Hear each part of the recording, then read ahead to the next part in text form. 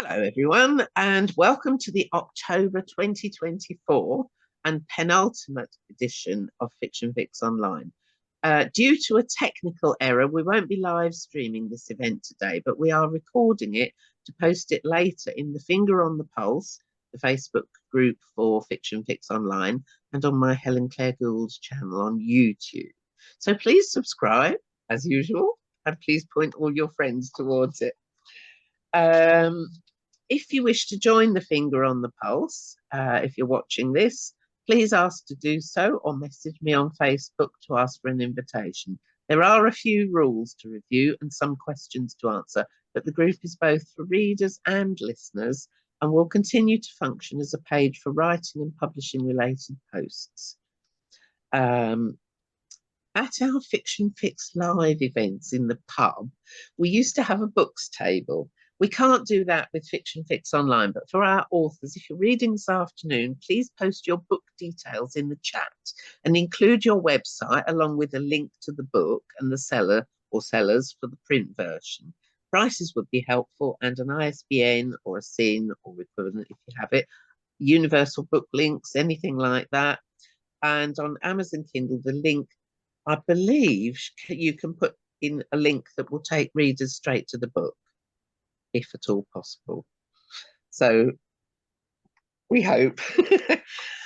This can be done at the end or at any time during the show while you're not reading, and I will post the details with the live stream and the video or in the comments below as appropriate. Some places you can get away with putting them in with, and some you have to post them as a sort of conversation starter.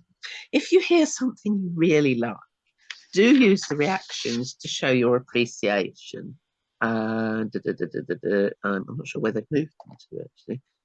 Reactions. Yes, here we are. So you can put up a heart when someone's reading. Or, oh, here's Marise. Or you can put up a thumbs up. Or you can, this is quite a useful thing as well. It's just put some clapping. So any of those are good. Oh, okay. Yes, right. I got kicked out for a minute there, but I'm back. So today, all our readers are returning guests, and all of our readers today are based in the UK. So we are now, if everybody unmutes, we're going to open the show with our first author, Helen, who is writing as A.A. Abbott. Her latest book is Run for Your Lies, which she has displayed beside her. And this is a psychological thriller, and Helen is here to bring you a little introduction to it. Okay. So let's.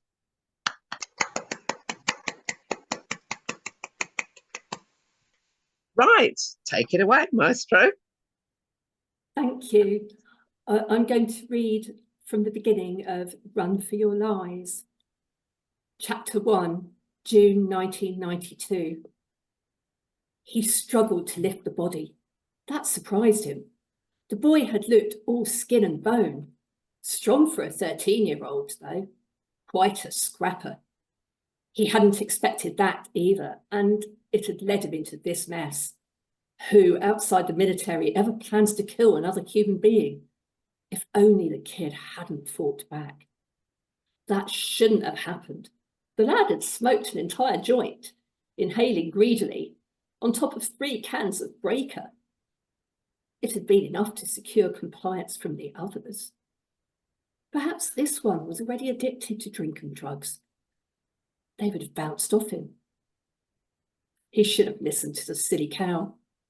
Hadn't she said the kid had a flaky home life? A father in and out of prison? Why, the youth would have grown up to become a petty criminal. Not now. A ton of misery and government money saved in the space of 5 minutes. He'd done the world a favour. Good luck explaining that to the police. Dropping the corpse with a thud, he sighed. Should he chop it up? He had to get it into his car, parked on the street outside, but a few bags wouldn't attract attention. Then again, however carefully he cleaned, and cleaning was not his forte, he paid Cynthia for that. Traces of blood would remain in the apartment. If the boys in blue came sniffing, their forensic guys would hit the jackpot. Besides, he wasn't a butcher. He had no idea of the best ways to cut bone and sinew. And he had a work deadline to meet. He should focus on that. It would make sense to wait for darkness anyway. It would be quieter, easier to hide, cooler. He'd worked up enough of a sweat in the June heat. Tonight, he'd do it, late, after the witching hour, at dead of night. He chuckled at his wit. A strategy formed. He'd go out this evening to one of the DIY places and buy a trolley or wheelbarrow. Then, in the slow hours of morning, he'd cover the stiff with plastic sheeting and trundle it out to his car. He'd take a short trip to the centre of Bristol, to the harbour. The Cannon's Marsh car park lay right at the water's edge. Ah, but wasn't it too near the art house cinema? When the screens dimmed, folks still hung around. Drunks, lovers, rough sleepers. No, he'd stopped further out by one of the derelict wharves. Only rats for company. No human eyes to spy on him.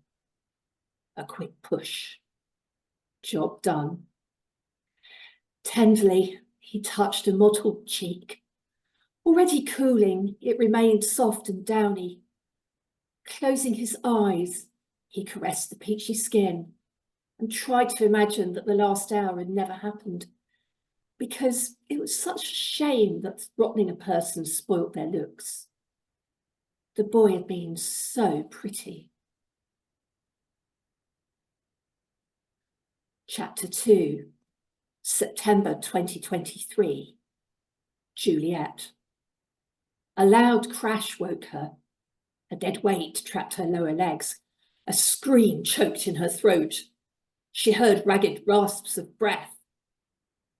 They were her own. Juliet's eyes adjusted slowly to the dim light.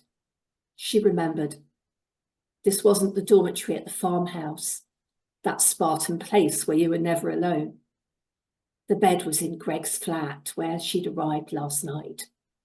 Looking around, she saw faded wallpaper, piles of boxes and clothes. Something had slipped off a heap and pinned her to the bed. She wriggled free. It fell to the floor with a dull thud. It was only her suitcase. Maybe she shouldn't have balanced it on a tower of objects, but there was no space elsewhere. Now she'd have to climb over it to get to the door. She hadn't known her brother was a hoarder. She hadn't known he'd been divorced. She hadn't known he was dead.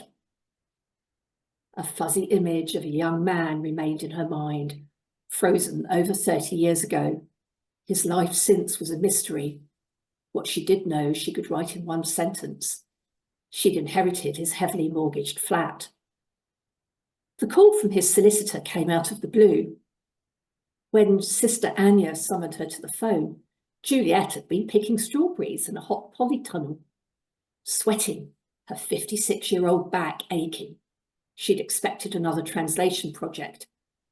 They still brought in money for the cult, although less now that potential clients could use AI. Hugh Wimbush had blindsided her. He was sorry for her loss. However, he hoped the modest estate might soften the blow. What loss? She'd asked. She learnt Greg had died suddenly of a heart attack. His will left everything to his wife, but the bequest failed because the couple had divorced. The law placed Juliet next in line. Hugh hadn't lied about the modesty of the estate. Greg's apartment was basic. A lounge, bedroom, bathroom and kitchen, and his in name only. He'd borrowed heavily to buy it, and the bank expected to be repaid. Unnervingly, a sweet, rotten stench permeated the property. It must be the drains. That was an extract from Run for Your Lies, to be published in November 2024. Thank you. So is this book actually out now, Helen? It's going to be out in November. Oh, I thought you said it was coming out very soon. Yeah, so that's great.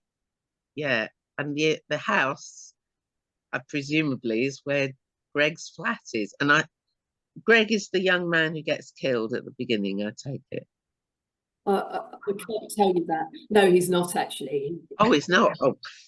Oh, okay. 92, and then we fast forward to 2023, and a lot happens In between. Yeah. Oh, right. In between. Oh, wow. That makes it much more mysterious, doesn't it? I hope so. I mean, there's definitely skullduggery going on, but yeah, I think it leaves you guessing as to what exactly and how. Yeah. Oh, wow. It was great because we were sort of gripped from the first sentence. What a great first sentence you started with. I thought it was a really good opening. Opens up so many possibilities. Yeah, brilliant. Yeah. Okay, so it's out now or out in November. So yeah, a few weeks. Right. So that is fantastic. Right. Well, congratulations. And now we have got the return of Marise Morland.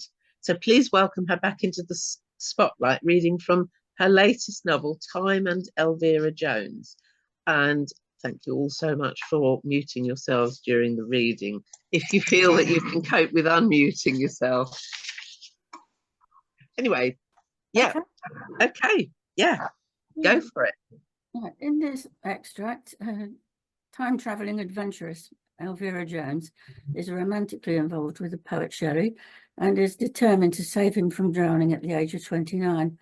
Her friend, time agent Despina, puts her case before the decision makers. It seems to me, said the scrutineer, that you wish to squander an inordinate amount of GTC resources on this matter. I was under the impression that anomalies had to be resolved, Despina returned. Here we have an event variously described as a shipwreck or a capsized vessel, and yet it sank upright with all the goods neatly in its hold, exactly as they had been stowed prior to departure.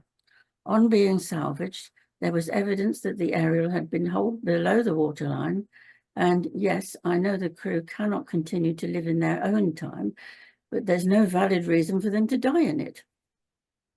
Once more, we see the influence of Miss Jones at work, a woman who was granted the uncommon privilege of a time relocation. Why does her name feature so often in our overview? Because the Scriveners recruited her to take part in an 1818 reset at considerable risk to her life and health. She had no knowledge of this assignment until she found herself living it. Prior to her participation, she'd carried out extensive research into the sinking of the Ariel. The scrutineer sighed. Very well, we will grant you the use of an airborne device for the purpose of obtaining a visual record. Duration 1 hour only. And am I also granted permission to intervene if it proves to be necessary? If foul play is discovered, I will recommend taking steps to suppress it, subject to Scrivener approval. The scrutineer greenlit Despina's petition. Next case, please. A group consisting of Despina, Norvis, Elvira, Paris, and Tirana assembled in the TTI's little-used packet dispatch unit to view the all-important drone footage. I can't believe we're doing this at last, Elvira said breathlessly. I hope I'm not going to regret this, Despina muttered to Norvis. Too late now, he replied philosophically. Paris carefully retrieved the drone and disengaged the mini brace which had protected it from turbulence. Right, let's see what we've got. They all craned forward to look at the tiny image. Storm was about to break. Every other leisure craft was heading rapidly for the coast, but the aerial sailed blithely on. The drone could see what its crew could not, a dilapidated fishing vessel following at a distance. An argument was in progress between Shelley and his crewmate Ned Williams. There was no audio, but the gist was obvious. Williams wanted to take in sail. Shelley objected. Charles Vivian, their boat boy, tried to intervene and they both told him to shut up. Meanwhile, the fishing boat came alongside and the area was boarded by its crew of 3. Their speed and agility suggested this wasn't the first time they'd waylaid unsuspecting amateurs. Shelley drew a pistol, attempted to fire at one of the ruffians, slipped on the wet planks and stumbled backwards. At the same moment, the boom swung round and hit him. He fell overboard. Williams grabbed an oar and tried to fend off a second pirate, who promptly disarmed him and struck him round the head. As he lay motionless, his attacker divested him of his fashionable jacket, put it on and pranced about. The other 2 raiders had disappeared into the hold in search of booty. Charles Vivian dived overboard in an attempt to reach the landing tender, which was bobbing along at the end of its rope.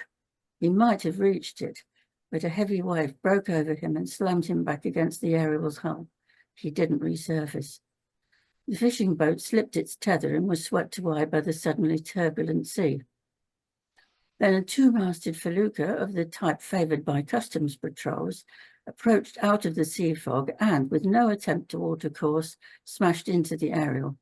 Damaged below the waterline, it filled up rapidly and went straight down. The customs boat made no attempt to come about and was soon lost in the distance. The recording ended. Well, that was unexpected, Norvis remarked. Why didn't that patrol boat try to save anyone? Asked Savannah indignantly. I've read about that, Elvira said. It's to do with quarantine. I'll still have the info on file. Ethics apart, said Despina, this got very complicated. We'll take the drone to analytics, get an enhanced view of events and make a thorough study. Paris, your good standing with the TTI will come in useful. We're going to need some quarantine facilities of our own. Norvis and Despina headed for DTC Dispatch with its highly skilled tech team, which could select the most difficult destinations with pinpoint accuracy. They would need to be at the top of their game, as the area was a diminutive target in a sullenly heaving ocean. Initially, the brace will protect you from the elements, said Zara, acting tech harmist. The best chance of your materialization being unobserved is during the argument about the sails. We've used the drone footage to link the time frame to the exact nanosecond. As you can see from these heat signatures, all 3 crew members are in a cluster at one end of the boat. The end one steers from, presumably, said Norvis, or maybe not. The sails will obscure you from view, but only momentarily. Take care when orienting yourselves after the brace disconnects.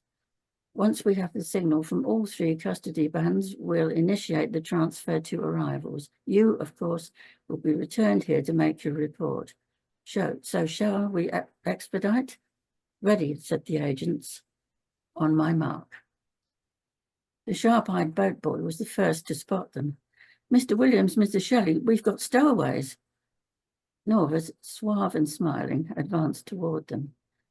Shelley drew his pistol and, unlike his recorded self, kept his footing.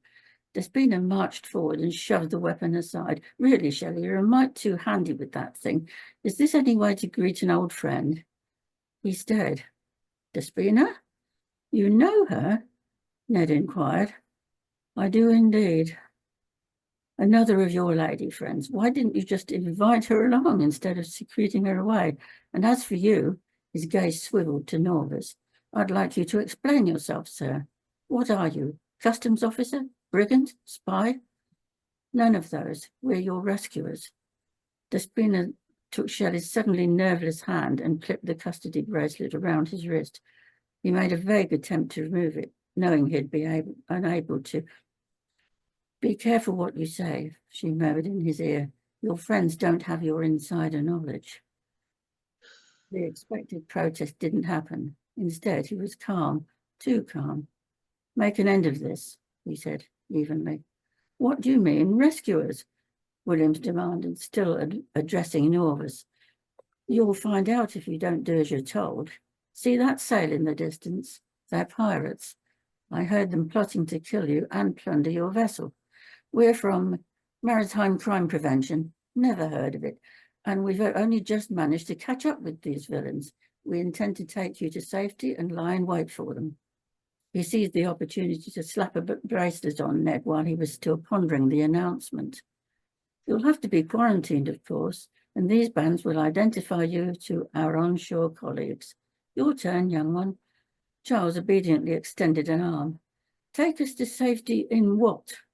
Ned demanded. You'll see. Norvis caught Shelley's eye. Sorry about your coat. Thunder rolled overhead. Thank you. Wow. Yeah, so now, Marise, it's been a little while since you began the pre-publication publicity. So what's the update on this? Do we have a publication date yet? They're ready for it as soon as I finished it. Oh. You know, I keep getting emails from them saying, where is it? It's too complicated to explain on the recording, but yeah. I've had a lot of problems and hold-ups this end, and I've got about possibly another 2,500 words to do. Oh, so you're nearly there anyway. I'm nearly there. There've been 3 or 4 major scenes, and then it's finished. And then it's finished. It's fantastic! It's all wow. It's all roughed out. So you know, I'm going as fast as I can. Yeah, you can't rush things like that, can you? And also, my typist has been a bit held up with family problems, so she's not been getting the work back to me as fast as she used to. Yeah. And I still have that to annotate when I've got it back. Okay, well, it sounds pretty promising anyway. So yeah, I know how it's all going to end. Yeah. So sorry. I know how it's all going to end, although it might sound a bit confusing from the bit I read out.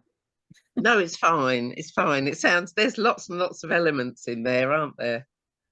Yeah. Yeah. So, okay. So please give it up for Marise Morland and her latest novel, Time and Elvira Jones.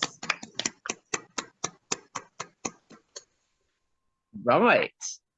So our next guest reader is Martin with Judd Stone series book 4. Okay. Obviously, if you feel up to it, please mute yourself during the reading.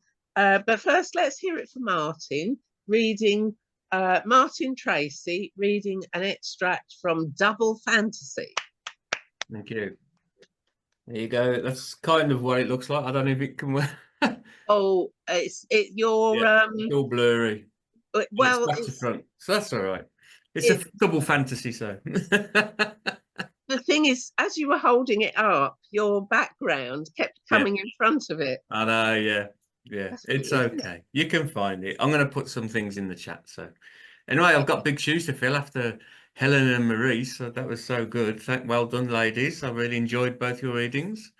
But I'm going to start now with chapter 1. I'm Your Man. Judd Stone answered his landline telephone after 3 rings. Hello, is that you, Stone? Who's this? It's your old mate, Rufus. Rufus Tash, blimey, it's been a while. How's things? Pretty good, thanks, mate. How are you? Fair to middling, I guess. That good, huh? Listen, Judd, I'll cut straight to the chase. I have a proposition for you. You'll be doing your old pal a huge favour if you choose to accept. So you call me after all this time because you need something. Nice. Not entirely, but I am kind of desperate. Thanks, I think. So what is my mission should I wish to accept it? It's a bit of an unusual request. Well, you certainly have my attention, said Judd curiously. Have you ever wanted to be famous? Judd frowned. Not really. Okay, let me put it another way. I know that you've always liked your music, right? Yeah, I guess so. Judd wondered where all this was heading. The Beatles in particular, as I recall. Most definitely. They were undeniably a great band and they were big in the 80s too. Don't you mean the 60s, Rufus? The Beatles were big in the 60s. Hell, the Beatles are big in any decade. You know more that than anyone, Judd. Macca's Frog Chorus was in the 80s, right? Oh, and he'd done all that stuff with Michael Jackson back then as well.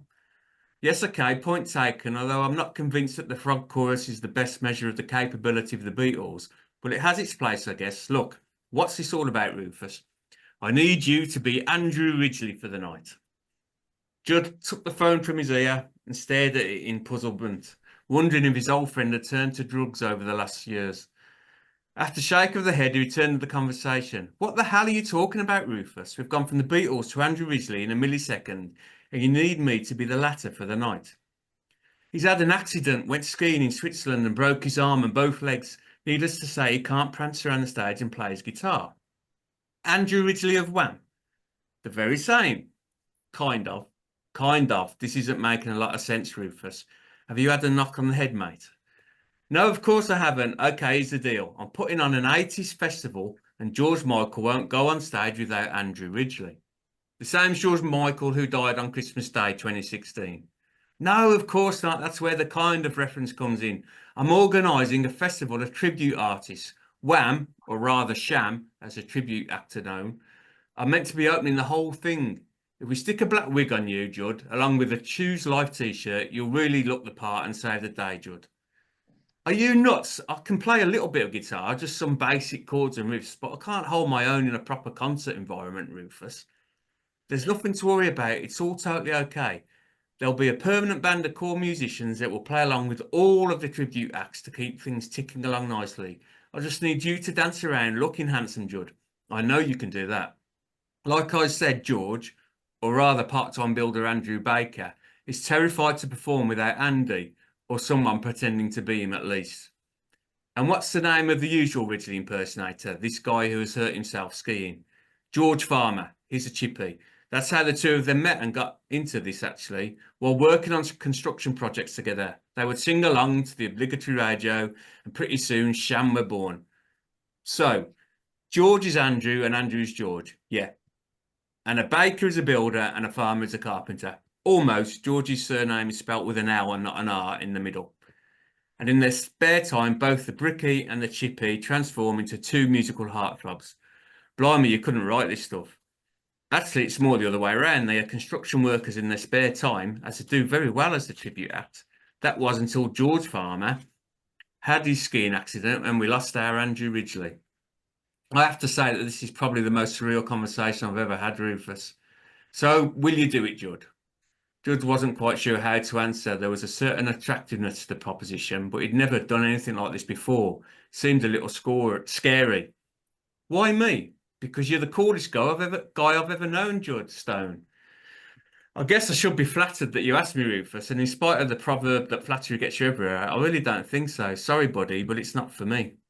Come on, Judd, you'll be rubbing shoulders with some of the biggest stars of the 80s, the likes of Boy George, Freddie Mercury, Jacko, Prince, Duran Duran, Bowie, Ferry, Bananarama. I know you fancied a couple of them back in the day. Oh, speaking of which, Kim Wilde too, and lots more I can even think of right now. But Rufus, they are tribute acts. They are not the real people who sold thousands of hit records. You can distinguish between fantasy and reality, can't you? Judd remembered how his old pal always had his head in the clouds and often suffered delusions of grandeur. Of course I can, you sarky bugger. Let me tell you though, these acts are just as good as the real thing, if not better. I wouldn't work with them otherwise, would I? Of course you wouldn't. Judd rolled his eyes. Rufus has always been a bit of a dreamer, which led him to exaggerate and be economical with the truth at times. In fact, although he was good, harmless fun, Judd had always considered his friend to be one hell of a prolific BSer. It seemed things hadn't changed over the years. Come on, buddies, I said you'd be doing me a massive favour. Oh, Elvis is playing too. He's always a great showman. Elvis, he died in 1977. Yes, but a version of Always on My Mind charted in 1985, as well as a couple of other releases, so he qualifies. It's not for me, Rufus. I'm sorry. Come on, Judd, I'm desperate. And twice you've told me that, Rufus, which doesn't exactly inspire me to help you now, does it? So once again, thanks, but no thanks. I didn't mean it like that. Besides, in truth, I thought that George Farmer's misfortune presented an ideal opportunity for us to be able to meet up again. It's been too long, buddy. I think he has done us a favour in a way. I'm not sure that he would see it like that. Come on, Judd, it'll be a laugh. All you need to do is act like Andrew Ridgely for 20 minutes or so, and then once you're off stage, it'll be party time. The audience tend to keep their eyes on George anyhow. I mean, Andrew, the singer, you know what I mean. So there's no real pressure on your performance. The temptation is now simply too much for Judd. He loved the city of Liverpool as much as his home city of Birmingham, because he'd found out that it was going to be in Liverpool. And I've jumped a little bit for time. It'll be good to meet up with the boys again. Okay, I must be nuts, but I'll do it. So I'll jump forward where they've done the festival, and things went a little bit awry because there was an issue where the fire took place at the Liverpool docks where it was doing. So all these 80s pop stars with Judd had to go and go somewhere else and go on Paint the Town in Liverpool to try and save the night. So I'll pick the story up later when they've all had a few drinks and partied and left the festival. So when you hear the names of people, they're not the real people, obviously. Right then. Elvis, you up for a few more beers? Asked Judd. I wish you'd stop doing that. Freddie, yes, why not? Girl George, yeah, excellent. So that just leaves you, Bowie, and of course you, Madge. We, said Bowie, one of the few words that the Frenchman had actually spoken all night, while Madonna nodded and smiled. Okay, let's go, but first of all, Diego, you will get a picture of me by the Lennon statue. Sure thing. Can we come too? Asked a female voice. Judd hadn't noticed two ladies tucked in just behind Hunter and Elvis. You sound local, said Judd. We are, so that means we can show you all the best places to go. Hunter spoke next. They're a good laugh. Me and young Elvis here have been dancing and messing around with them in the cavern. Well, you're very welcome to lead the way then, ladies, said Judd. Tell me, has your friend Hunter here ever managed to ascertain your names? No, he hasn't, said the younger of the two ladies, the one with long blonde hair.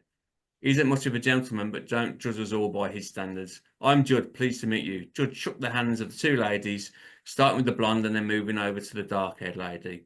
The latter was a good few years older than the blonde, and Judd suspected that the black hair dye was no doubt disguising a cluster of grey strands. Nevertheless, she was very attractive, they both were, yet something about them also suggested that they'd be fully capable of standing toe-to-toe with anyone who dared to cross them. The dark-haired older lady who reciprocated the introductions. I'm Tatiana, and this is Isla. Pleased to meet you, Judd and Hunter. The false eyelashes fluttered, and she addressed each man in turn. Okay then, Tatiana, take us to our destination. But I need to have a quick snap with John over there. That's not a problem as long as Zara and me can get in the pics with you. Deal. So a bit later, Hunter and Elvis are with Tatiana and Isla. Hunter and Elvis are indeed getting on famously with Tatiana and Isla respectively. Elvis was doing all his trademark moves while Isla engaged in the more contemporary style of dancing, such as twerking. To be honest, together they made a handsome couple. Hunter and Tatiana were bumping and grinding as suggestively as they could get away with in a public space, which led Tatiana to eventually suggest the inevitable. Let's go outside. That's a song by that fella, said Hunter, pointing to George Michael. Huh? Outside, it's a George Michael number. Oh, yes, more Tatiana. Always. Anyway, I mean it. Let's go outside. Are they coming too? Asked Hunter, looking at Elvis and Isla. The more the merrier. Come on, we know a way out the back. Hunter didn't need asking again, and he allowed himself to be led rapidly by the hand across the dance floor. Isla shrugged at Elvis, and then she did the same as her friend. She grabbed the king of rock and roll by the hand and led him outside. Where the hell are they going? Asked Judd as he returned with 2 bottles of cider. Like most clubs, decent meal ale was off the menu. Diogo just shrugged. Once outside, the two couples found themselves in a typical Liverpool alley amongst a couple of large industrial bins, one for all kinds of rubbish and one for recycling the countless empty bottles from the club. A large rat became captured in the beam of the street light, scurried past, but then soon retreated out of sight. What a truly romantic setting, joked Elvis, but he was soon silenced once Isla's tongue entered his mouth. Sorry. Before we go and get jiggy, why don't we really get this party started, said Hunter. What do you have in mind? Asked Tatiana. Hunter smiled and reached into his pocket. I think I should introduce my friend Charlie to the party. Hell yes, said Tatiana. Isla looked concerned. Tatiana, I'm not sure about this. My Uncle Richie doesn't allow drugs in his club. Relax, Isla. We're outside the club now, said Tatiana. I'm not sure Isla's uncle would see it like that, said Elvis. Hunter, this isn't a good idea. On the contrary, Elvis, this is a great idea, said Hunter. Isla, chill, babe. It'll be fun, said Tatiana before turning to Hunter. Come on then, show me what you got. Elvis and Isla became more spectators as Hunter used the lid of the closest industrial bin to host the white-coloured contents of his small plastic bag, like the stereotypical big-time Charlie that he was. Hunter used his credit card to form the powder into lines and then rolled a £20 note which could enable the snoring of the product. He promptly handed the £20 note to Tatiana, who was totally bought into the whole experience. Ladies first, grinned Hunter. Tatiana pushed the dark hair behind her ears to keep it out of harm's way. Next, she took the rolled up note, placed it in her left nostril and snorted a line of coke. The drug tantalisingly connected with her senses as she momentarily shook her head as she felt an instant buzz before repeating the process in her right nostril, sniffing up a second line in milliseconds. She looked at Hunter through watery eyes and dilated pupils. She smiled and he smiled back. Then her mouth quickly turned from hosting a smile to hosting a foaming of saliva, as if she had just snorted a line of washing powder rather than cocaine.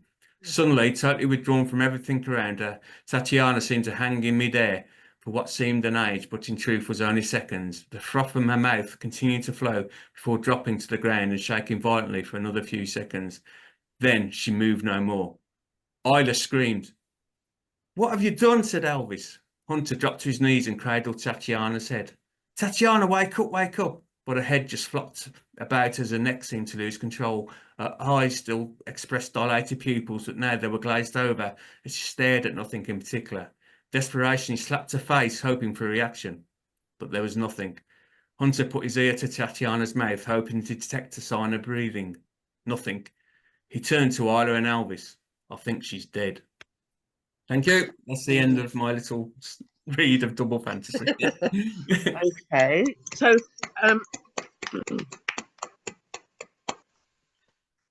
Martin, can you please remind us what the other books in the Judstone series are? Because this is book 4, isn't it? It is back book 4, but I mean they are part of a series, but they can work as standalones.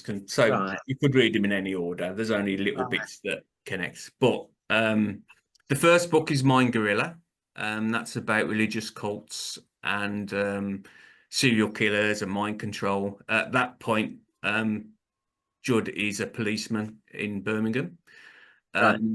Second book is Club 27, so that explores the 27 Club. By this time, Judd has been sacked as a policeman in Birmingham because he likes to play by his own rules, but he still gets embroiled in this case as a bodyguard for a 26-year-old pop star, and he tries to work out why all these pop stars die at the age of 27, which tragically and mysteriously they do. You know, Amy Winehouse, Kurt Cobain, Brian Jones, Jim Morrison, Janis Joplin, Jimi Hendrix. The list is quite endless and very sad. The third one is Luna, which is about the Lunar Society, and then this fourth one is Double Fantasy, which he has a vacation to Liverpool. Thinks he has a vacation. He's a private investigator by now, but as you can see, he gets caught up in lots of different things, even when he's on vacation. So yeah, there you go. Okay, well, so please now let your hands do the talking for Martin Tracey and Double Fantasy. Thank you very much. That was really good, Martin, because it started off sort of comic, and then all of a sudden I could see it. Oh, what? She's dead? Oh my God! Yeah, it kind of morphed, didn't it? Yeah. Okie dokie. Thank you. So now we are going to welcome back, if I can get this right, Dave with a zombie horror. This is his description: zombie horror lit RPG offering. Okay, I have to explain first that Dave will not be reading in person because round about now he's driving back from FantasyCon and he double booked himself. But he's sent this reading from his book, which I'm going to share with all of you. So a round of applause, please, for David Cartwright with Rendered Flesh. And many thanks for muting yourselves during the reading. So here we go. Freedom is what you do with what's been done to you. Jean-Paul Sartre. The words passed in front of my eyes before the fierce glare of flashing lights induced my pulse to pound and my anxiety to peak, which dragged an adrenaline rush in its wake. Squinting through spots, I glanced around the room. Indy was just coming to, but Jay was already up and stood by a window overlooking the delivery yard. "Is our playmate still out there?" I asked, muzzily, still a little disoriented.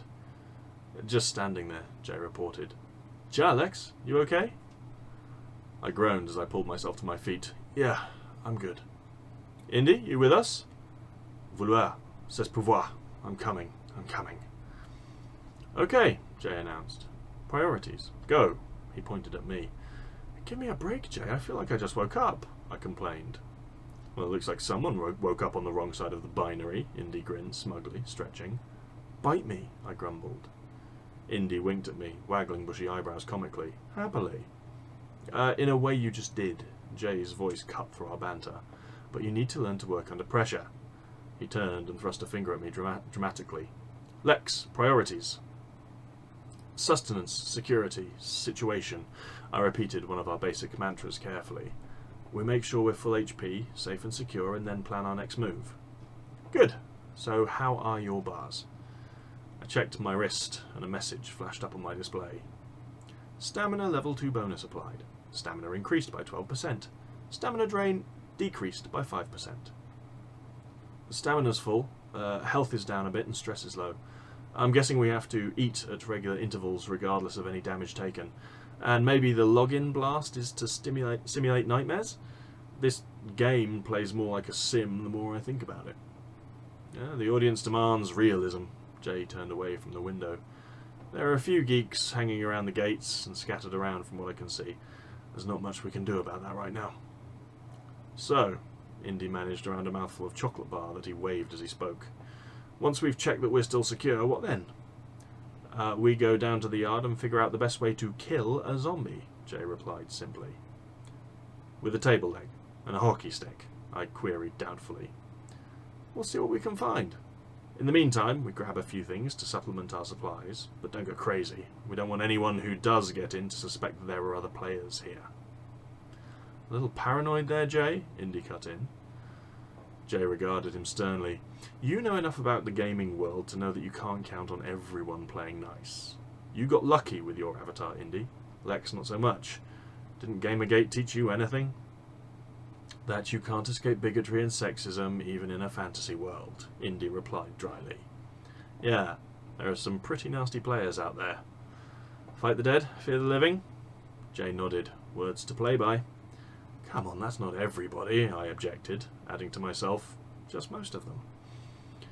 The conversation was cut short as strains of piano music came from outside. "The hell is that?" I wondered and went to the window.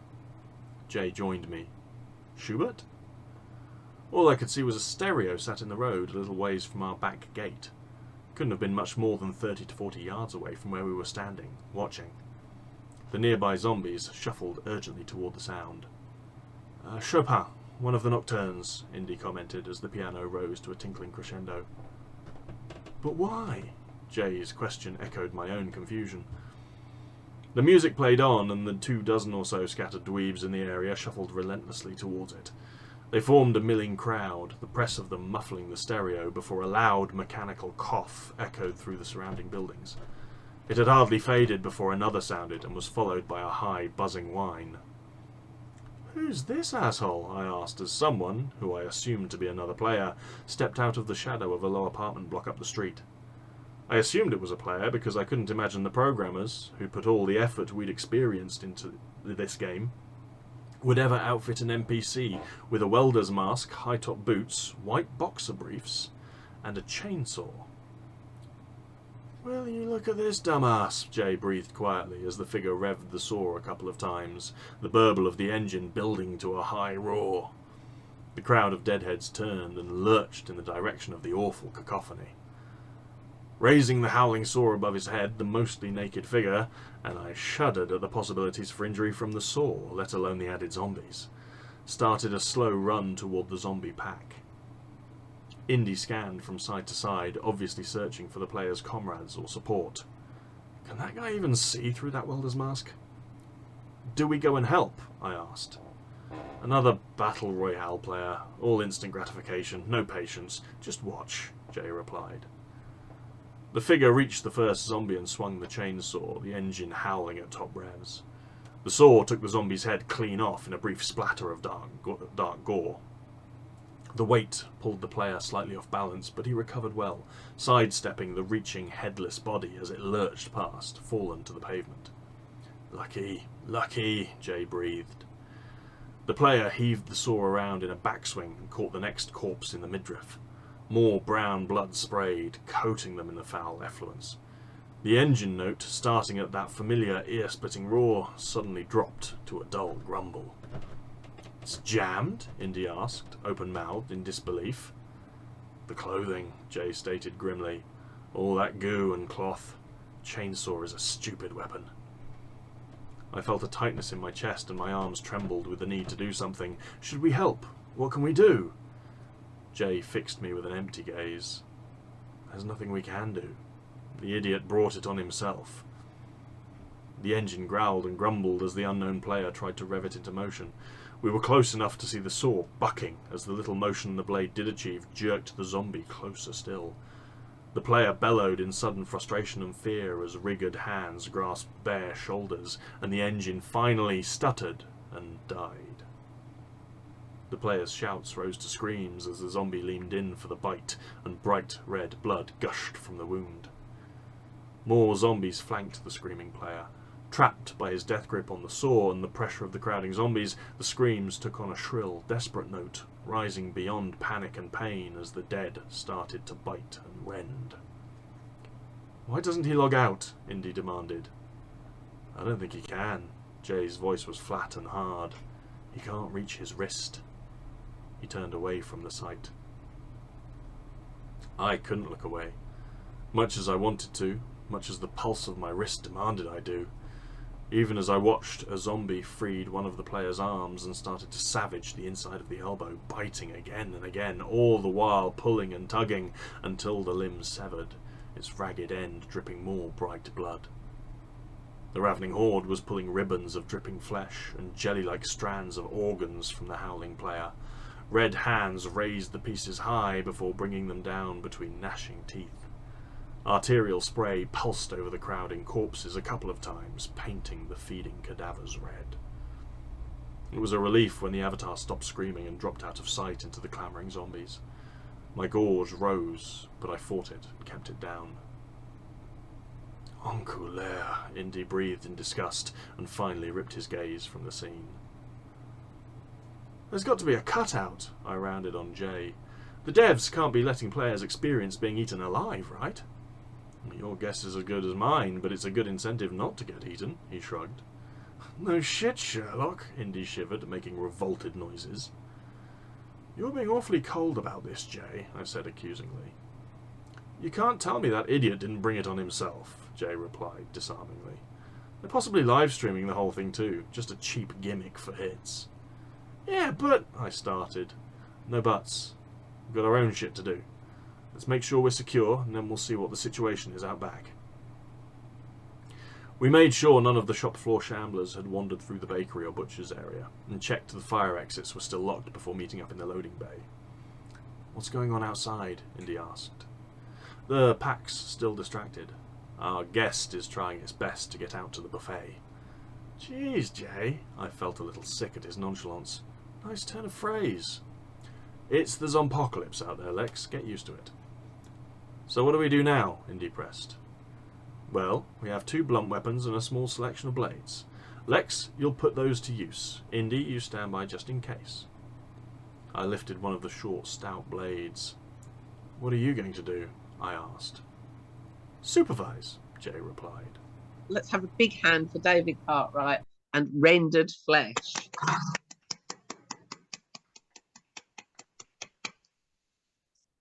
Okie dokie. Right. Now, I hope David's driving safely. Yes. Yeah.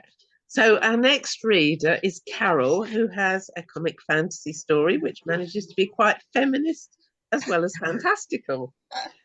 Please show your appreciation for Carol Carman reading an extract from her story twice time. Now, I've read this and can highly recommend it, so do please read my review of it on my website at www.zarduth.com on the reviews page. Many thanks for muting yourselves during the reading. Carol, it's over to you. Okay, and thank you so much for that review, Helen. It was absolutely brilliant. Thank you. Okay, hello everyone.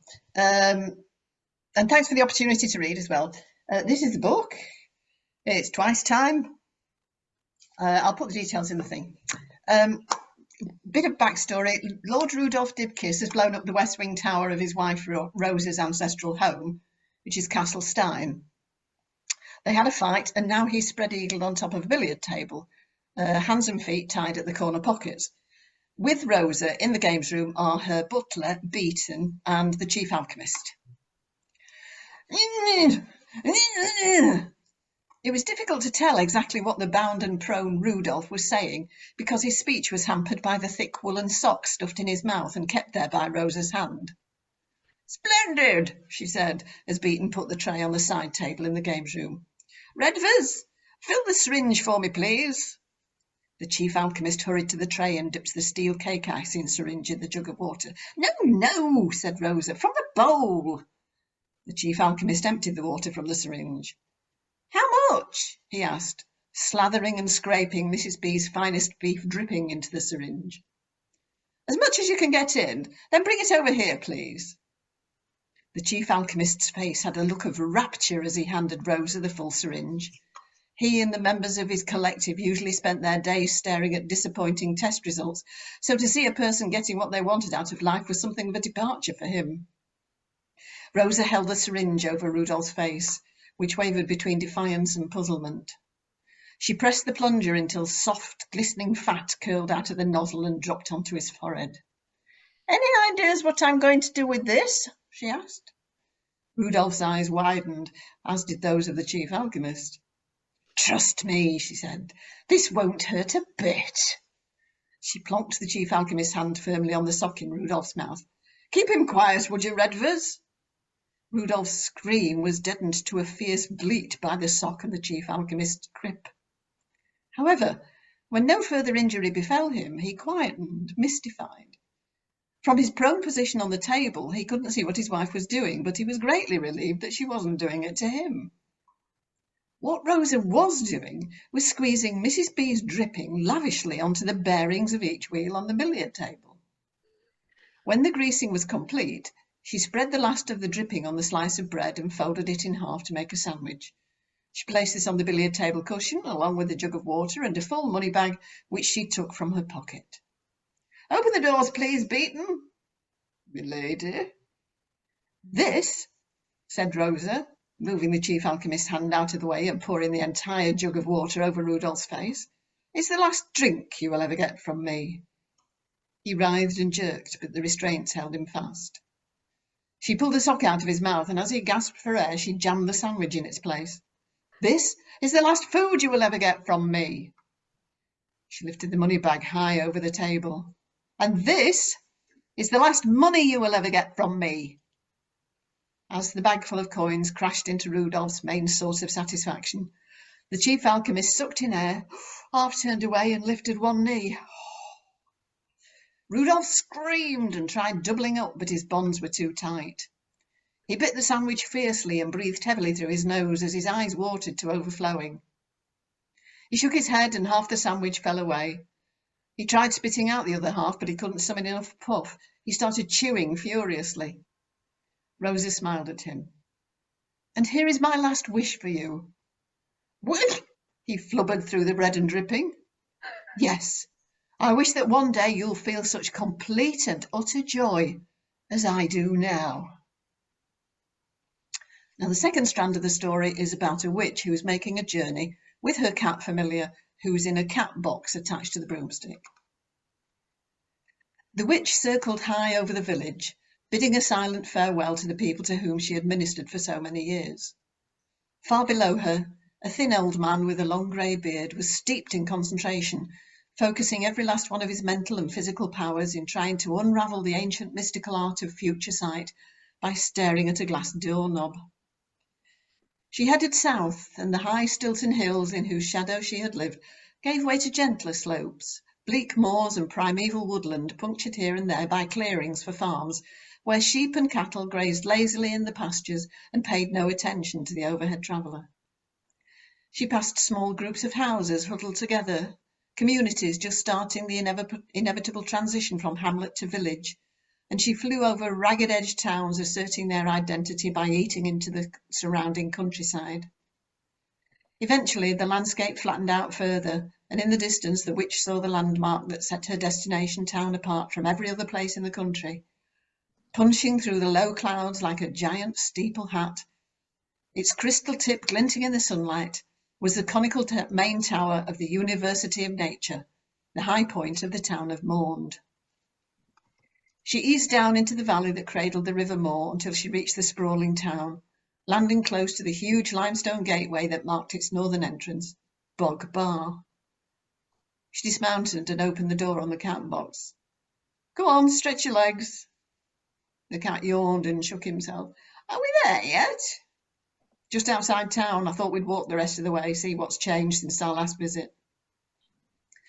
Under the arch of Bog Bar ran the Great North Road, the busy thoroughfare that pushed from one end of the country to the other, bisecting Morland and many other towns on the way. Carts and coaches trundled along it, wheel rumbles and hoof clops blending with the calls of draymen, the creak of basketware and the knocking of seg-studded clogs on the causeway. The cat winced at the assault on his ears as he and the witch passed sawmills, timber yards and iron foundries. The road bridged a spur of the river before heading off past the Rosa shop and on through Morland, its pavements lined with shops of variable status and viability, cramped houses, crowded courtyards and innumerable coaching inns. 15 minutes and 3 changes of street name later, they arrived at another massive gateway, Stone Bar, once the southern entrance to Morland. Now it stood as a historical curiosity and well-used meeting place, as enterprising builders had expanded the town way beyond its original boundaries, leaving the imposing Barbican marooned in the middle of town. They walked under Stone Bar and up a gentle slope, at the top of which they turned right, leaving the Great North Road to its own devices. The noise level dropped as they moved away from the bustling trade route and into an area that could be called residential only by virtue of the fact that people lived there, not from any pretensions to gentility. Residents of the broad section of the street, known as the Horse Fair, were envied their views over the stabling paddocks and the consequent bumper crop of roses, but further along the road narrowed. The housing encroached on both sides, and the occupants had nothing to look at but each other. The travelling companions drank from the hand pump at the end of the Horse Fair, then rested on a stone bench on which auctioneers, grooms, squires and dealers would stand to survey the horseflesh on trading days. "Not far now," said the witch. Back in the castle, Rosa braced herself against the billiard table. "Push, Beaton! You too, Redvers! Come on, come on!" The wheels on the table began to roll across the floor, aided in no small part by Mrs. B's beef dripping. Tied to the top, Rudolph ranted all the way across the great hall.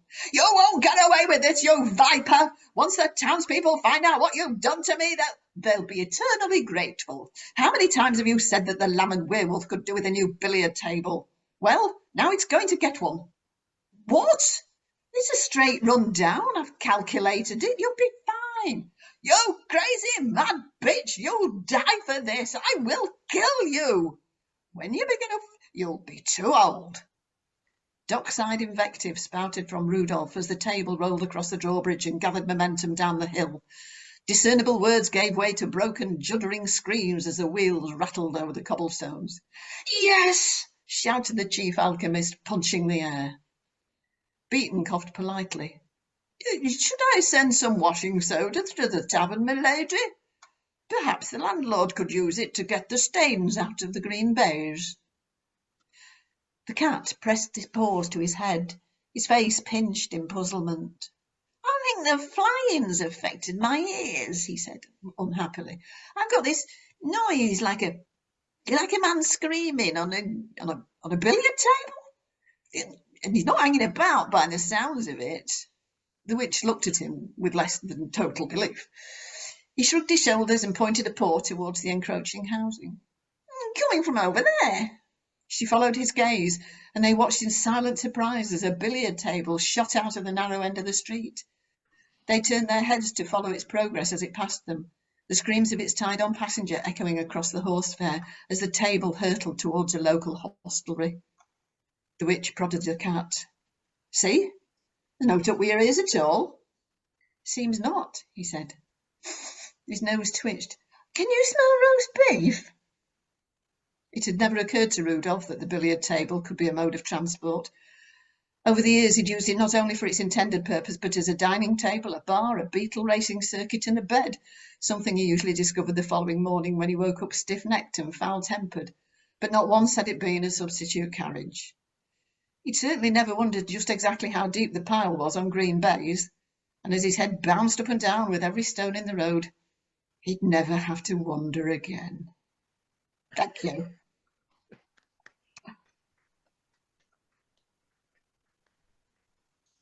Okay, so that was brilliant. So Thank let you. your hands do the talking for Carol Carman and her novel Twice Time. Thank you. Carol, was the name of the pub The Lamb and the Werewolf? The Lamb and Werewolf, yes. Brilliant. Oh, Brilliant. thank you. Love it.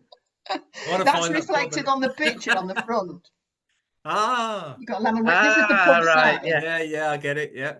But it also represents the fact that we have a lamb and a werewolf in each of us. Mm. Yeah. Obviously, Rudolph's werewolf aroused Rosa's lamb. No, Yes. other way round. Other way Other way round. round. Yeah. Sorry, I'm not very well really still. But thanks everybody for listening. Oh, Yeah, it's no, that brilliant. was great. It is such a funny book. It really is a fun novel. So Thank you. you must have had lots of laughs putting it together. Oh, yes. Loads. Okay, so I'm now going to put this session to bed with a reading from the Zardoth Imperative clanship as the Zardothi take part in the gladiatorial event to end them all. It's actually quite a long way through the book, but I thought, well, actually, I'm going to do a bit of this because I spent ages reading up on how to do martial arts, getting a friend to help me with it, and putting it all together. So this is from chapter 16, the games. Right, the games arena. 12:45 p.m. or 6 in the Zardothi day. Chaneg-Dar watched in horror as the prisoners collapsed at their stakes. She hadn't realised prisoners would be sacrificed in this way. The Voth were silent no longer. They bellowed ultrasonic screams of approval, which Chan was certain the humans couldn't hear, but the Kiai and Zardothi had greater hearing range. That's such an unpleasant sound, she thought. She was appalled to see that Josie Carter and Edith Chaper, who had shown her unfailing kindness and support in the big place and while she grew up in Japan, were among the fallen, and I stood by and let them be murdered. We all did. She glanced along the prisoners chained together and seated on the bottom row, and all those Declaney. Hardy Brencher had his head in his hands. Ayar's face wore a look of shock.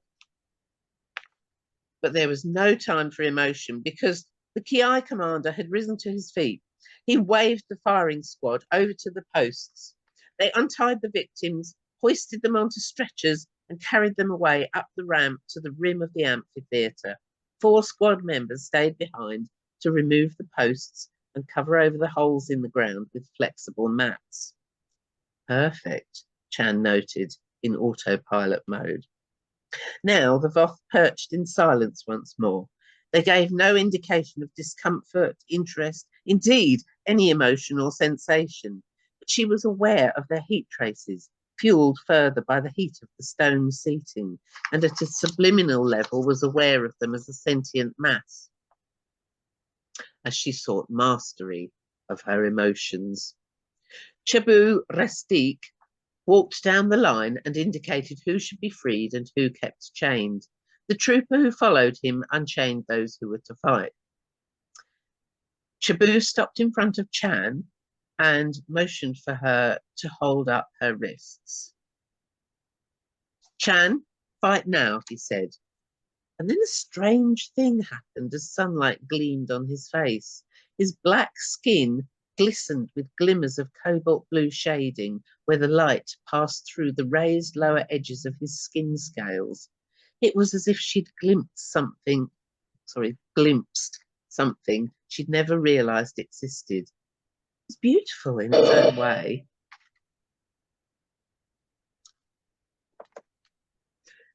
The trooper released her shackles. Then he and Chaboo moved back down the line to speak with the knot of Ki troopers gathered at the other end. Chan got to her feet and rubbed her wrists, eager to wipe away the glimpse she'd had of a different mindset from the stern camp commander.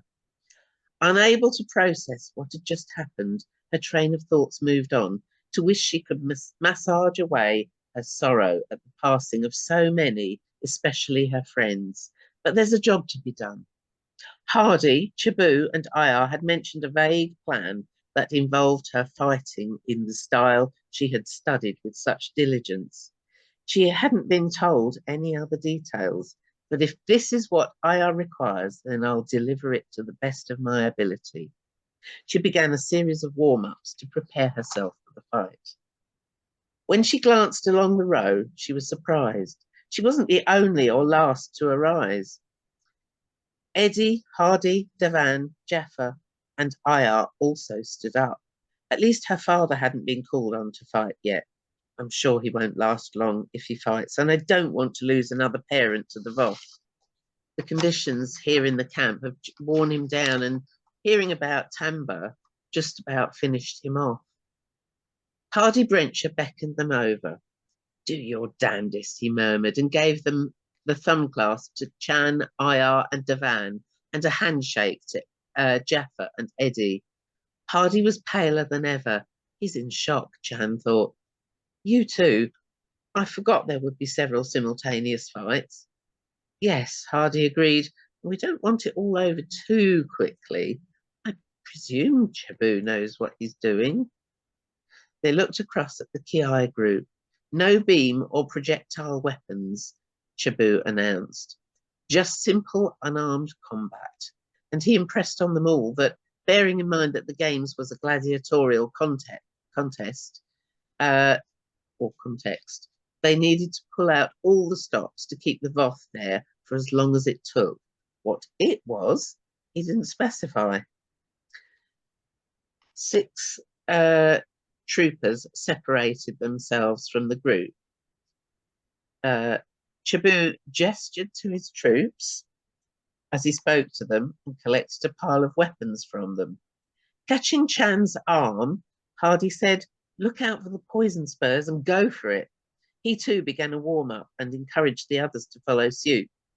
Chan nodded and turned to face Chaboo and his troopers as they came over to them. To Chan and Hardy and the others, Chaboo added, "We always fight in teams like this. As one member of either team falls, another will replace them." The two groups spaced out into lines and faced each other. When she saw a couple of the Ki switch positions to change opponents, Chan surveyed them with a view to copying them. In the end, there wasn't time. As Chaboo signalled the start of the demonstration, she saw that the Ki opposite her was young and twitchy. His fingers shook as he faced her. Beyond the rim of the amphitheatre, another sound bit into a silence broken only by the breeze off the dunes. Devan saw another Ki shuttle land and dared take her eyes off her opponent for 1,000th. The shriek of its jets blew sand into the arena along with exhaust gases. Glad she'd plaited her long hair pressed tightly for the demonstration, she shut her eyes. Her opponent likewise shut his eyes. He was a heavy-featured, burly trooper with drooping moustaches. But as soon as he reopened them, he snorted, got up from the floor, and settled into a fighter's crouch. His hand stole to his hip holster as he felt for his disruptor. It wasn't there. He looked down and uttered a grunt that might have signified fury or pain or even surprise. There was a thousandth hesitation as he stood still to consider his next move. Devan felt a rush of pride as she caught sight of Jaffa. He'd always been sporty and had loved the unarmed hand-to-hand combat practice during their JSEP training together. Chan's sessions had revived his interest and skills. He put his heart and soul into the fight to give his opponents a hard time. But then she had no time to watch further as the Kiai trooper rushed at her. He's nervous, Chan thought. His eyes couldn't hide his fear. He doesn't know what to expect. I might dispatch him in short order if he isn't a skilled fighter. The Kiai uniform of tunic and shorts revealed their poisoned spurs. The stretchy fabric allowed movement in any direction but had no features such as lapels or buttons. To make close combat harder for opponents, Chan thought. That's not important. There's something to grip. She approached him. The Declaney sun was overhead. She wiped perspiration from her forehead. No time to see how experienced troopers fight. I have to make it up as I go along. She chose not to admit the traditional bow of respect, but kept her glance on him as she inclined her body by 30 degrees or so, hands on thighs. Then she stepped back. Thank you so much. So, Barbara, welcome. Thank you. Right, I need to go on the next page. Yeah, thank you so much. I really appreciate that. And because this is the a penultimate fiction fix, it hasn't quite gone to plan. But I still hope that all of you enjoyed all of that. And many thanks to our fantastic authors and readers. That's Helen, Marise, Martin, David, and Carol for joining me.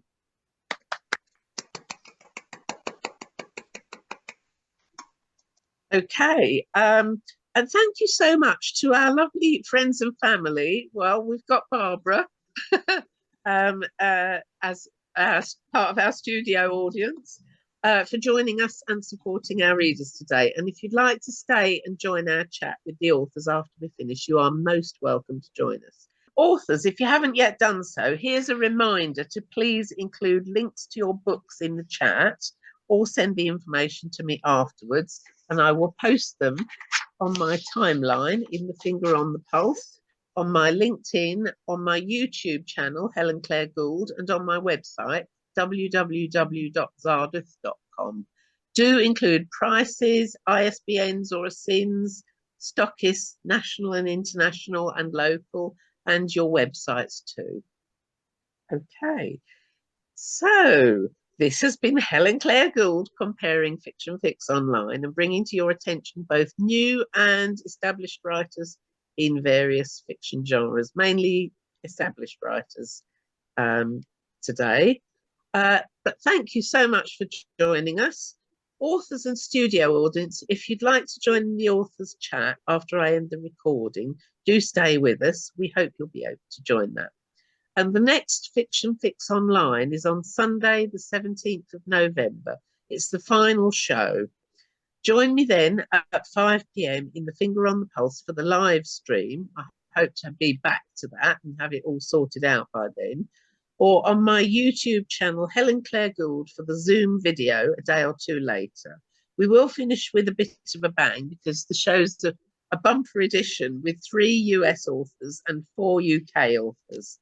So please join us on the 17th of November at 5 p.m. Bye until then.